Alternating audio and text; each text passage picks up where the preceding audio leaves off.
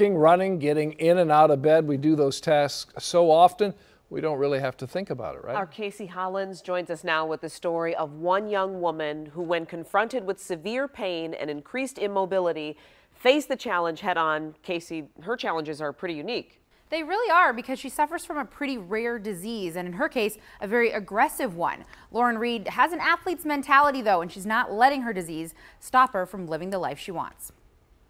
Lauren Reed is a pretty typical 23-year-old woman, active, loves to travel and explore, but just a few years ago, she could barely get out of bed. I totally shut down at one point, and I wasn't motivated at all to do anything. The problem started when she was injured playing basketball when she was 11 years old. That just sparked everything up.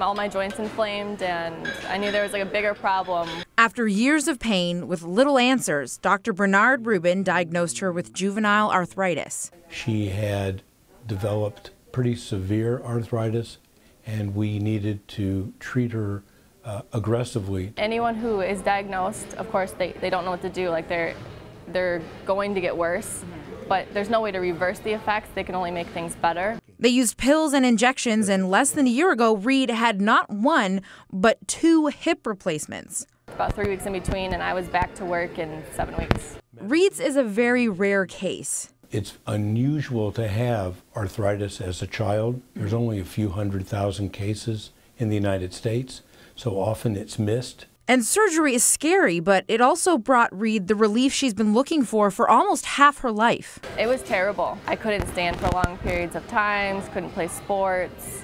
Now I'm doing whatever, waking up feeling fantastic, going to work, being more active. The surgery's just changed my life totally.